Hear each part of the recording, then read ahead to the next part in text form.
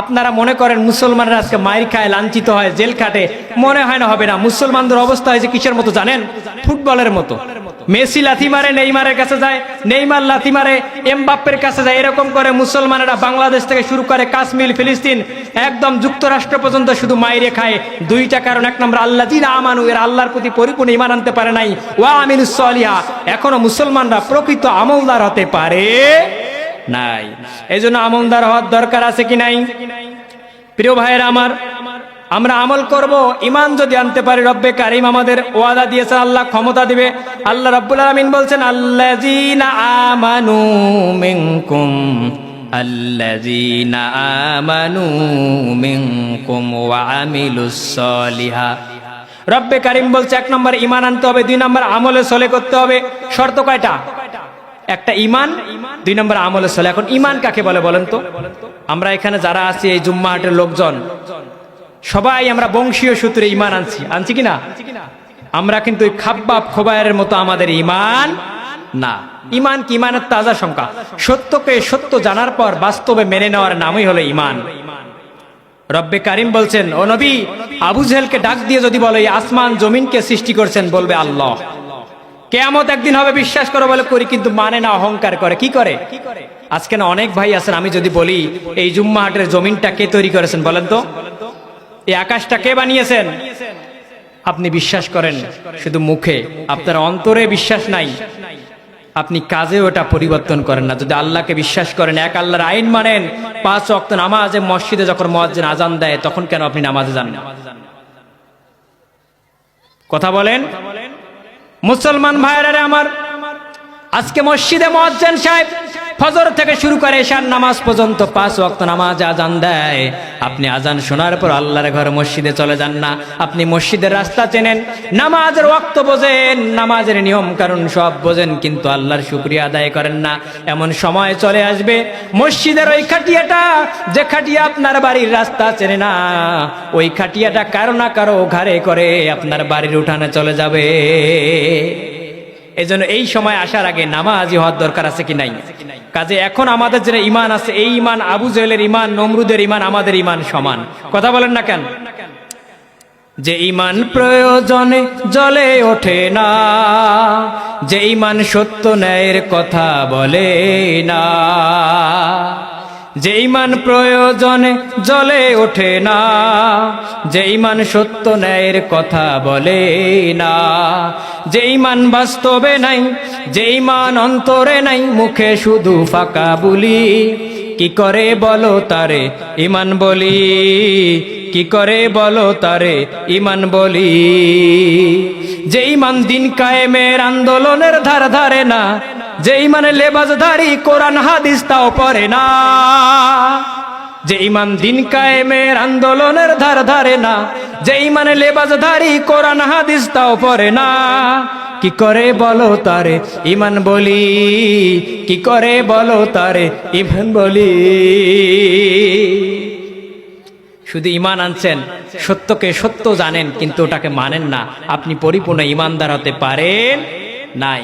রব্বে কারীম এর জন্য বলছেন, ইয়া আইয়ুহাল্লাযীনা আমানু আমিনু বিল্লাহি ওয়া রাসূলিহি, বিল্লাহি ওয়া রাসূলিহি ওয়াল কিতাবিল্লাযী নাজ্জালা আলা রাসূলিহি, নাজ্জালা আলা রাসূলিহি ওয়াল কিতাবিল্লাযী আনজালা মিন ক্বাবল।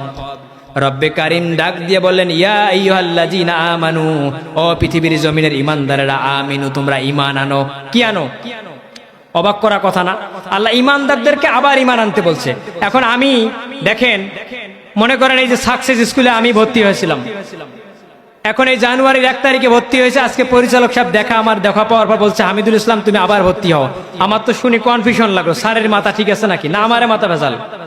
পরে আমি বুঝতে পারলাম যে ভর্তি হওয়ার জন্য যে নথিপত্রগুলো জমা দেওয়া দরকার, যে এলিমেন্টস দেওয়া দরকার, হয়তো কোনো জন্ম নিবন্ধন অথবা কোনো মার্কশিটের কপি আমি ভুলে জমা দেই নাই। পরে খোঁজ করে দেখলাম ক্লার্কের কাছে, আসলে আমি আমার ডকুমেন্টগুলো সঠিকভাবে জমা দেই নাই। রব্বে কারীম তেমনি করে ঈমানদারদের ডাক দিয়ে বললেন, ও পৃথিবীর জমিনের ঈমানদারেরা, আমিনু তোমরা ঈমান আনো বিল্লাহি আল্লাহর প্রতি, ওয়া রাসূলিহি রাসূলের প্রতি, ওয়াল কিতাবিল্লাযী নাযালা আলা রাসূলিহি এবং তোমার নবীর প্রতি যে কিতাব নাজিল করা হয়েছে এই কিতাবের প্রতি, এবং আরো ঈমান আনয়ন করো পূর্ববর্তী যে কিতাব নাজিল করা হয়েছে। এই চারটা বিষয়ে যদি আপনি ঈমান আনতে পারেন তাহলে পরে রব্বে কারীম পৃথিবীর জমিনে মুসলমানদেরকে বিজয় দিয়ে দেবেন কে? এই জন্য আল্লাহর প্রতি ঈমান আনতে হবে, রসুলের প্রতি ঈমান আনতে হবে, কোরআনুল কারীমের প্রতি ঈমান আনতে হবে। একজন মানুষ যদি আল্লাহর প্রতি ঈমান আনে, কেমন করে মুয়াজ্জিন যখন হাইয়া আলাস সালাহ হাইয়া আলাল ফালাহ বলে ডাক দেয়, আপনি কেমন করে মসজিদে না গিয়ে জুম্মাহাটের বাজারে চায়ের দোকানে একটা চা খেয়ে 1.5 ঘন্টা বসে থাকেন? কথা কন না কে? একটা চা খাইছে 1.5 ঘন্টা ধরে বসে আছে চায়ের দোকানে, অথচ হাট বাজার নিকৃষ্ট জায়গা।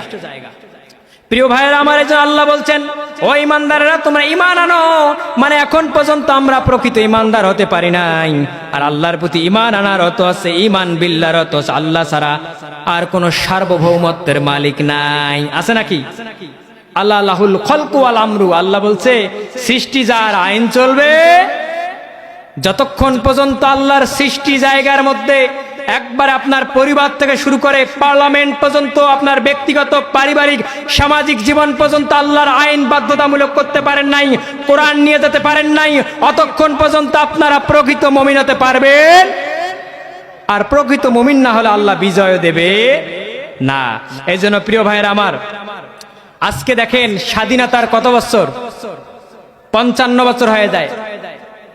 প্রিয় জুম্মাহাটের ভাইয়েরা আমার, আজকে স্বাধীনতার 55 বছর হয়ে যায়, মুসলমানরা ক্ষমতা পায় না।